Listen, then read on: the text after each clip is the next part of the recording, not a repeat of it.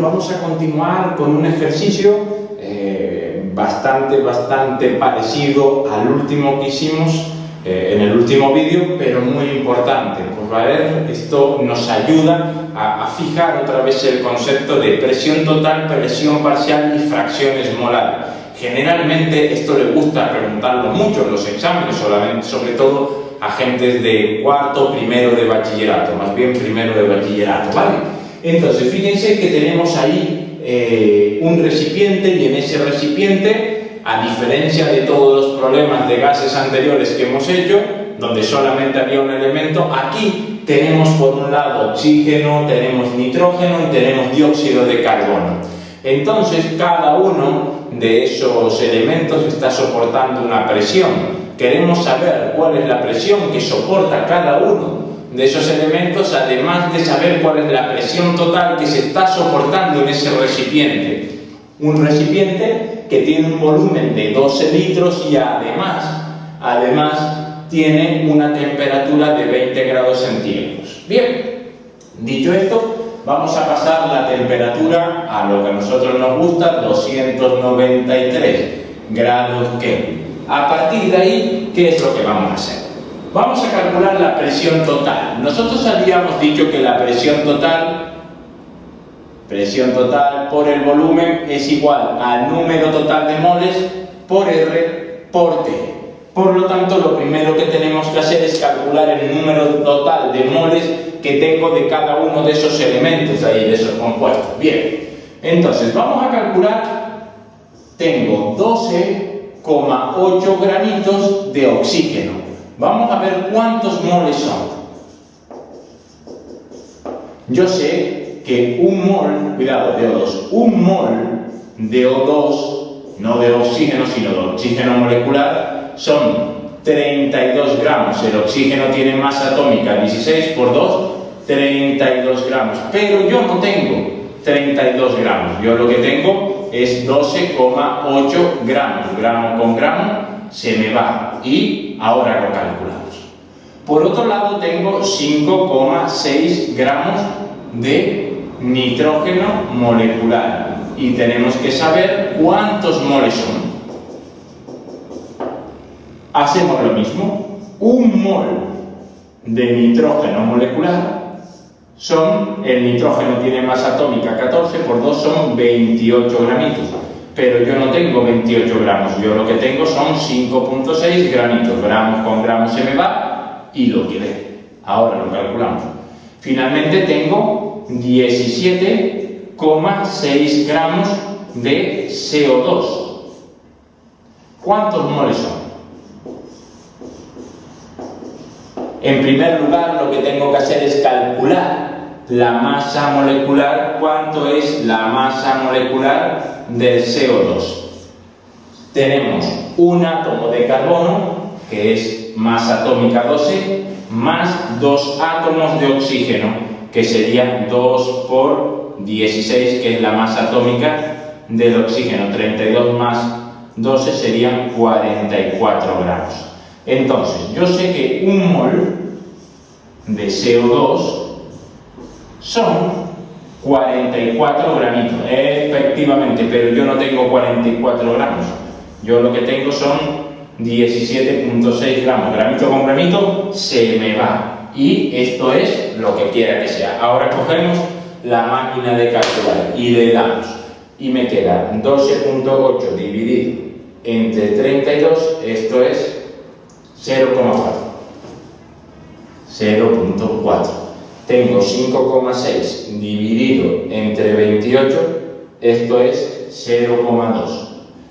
Y 17,6 dividido entre 44, 17,6 dividido entre 44, esto es 0,4. Bien, entonces ya estoy en disposición de calcular la presión total. La presión total va a ser igual al volumen, que son 12 litros, va a ser, por el volumen va a ser igual al número total de moles, que será los 0,4 moles que tengo de oxígeno molecular más los 0,2 moles que tengo de nitrógeno molecular, más los 0,4 moles que tengo de dióxido de carbono por 0,082 por la temperatura que es 293. Finalmente, la presión total va a ser igual 0,4 más 0,2 más 0,4 es 1 por 0,082 por 293 y todo esto dividido entre 12. Y ahí le damos a la máquina para ver lo que tenemos. Efectivamente, vamos allá. 0,082 por 293, todo esto dividido entre 12 y me queda, vamos allá, me queda 2, exactamente 2. ¿2 qué? 2 atmósferas. Bien, ya tenemos la presión total. Ahora me piden que calculen las presiones parciales. Esto no lo hemos hecho.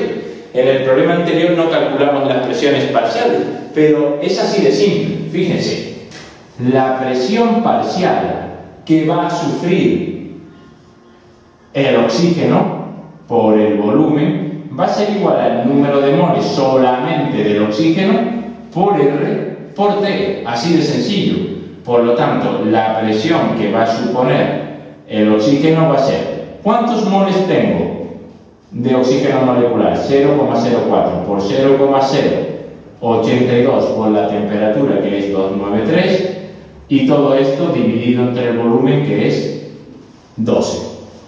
Igualmente hago para la presión que sufre el nitrógeno, que va a ser igual. ¿Cuántos moles tengo de nitrógeno? 0,2 por 0,082 por 293, todo esto dividido entre 12. Y finalmente, la presión que está soportando el CO2, que es el número de moles que tengo, 0,4 por 0,082 por 293, y todo esto dividido entre 12. Fíjense una cosa, vamos a calcular todo esto. Si está bien el resultado, si está bien lo que hemos hecho, esta presión, la que soporta el oxígeno molecular, más esta presión, que es la que soporta el nitrógeno, más esta presión, que es la que soporta el dióxido de carbono, la suma de las presiones individuales tendrá que coincidir con esa presión de ahí, la presión total. Entonces, si le damos a la máquina de calcular, esto me va a quedar 0,8, esto me va a quedar 0,4 y esto me va a quedar 0,8. Si sumamos 1,6 más 0,4, si sumamos todas estas, me sale que la presión total es también de 2. Cuidadito, siempre atmósferas, atmósferas y atmósferas, siempre las unidades. ¿Correcto? Bien, ya tenemos calculadas las presiones parciales de cada uno de los elementos y ahora me queda la fracción molar. La fracción molar era muy simple. Si yo quiero calcular la fracción molar de O2, era el número de moles de O2 dividido entre el número de moles totales. ¿Cuántos moles tengo de O2? Moles de O2 tengo 0,4 dividido entre los moles totales, que eran 1.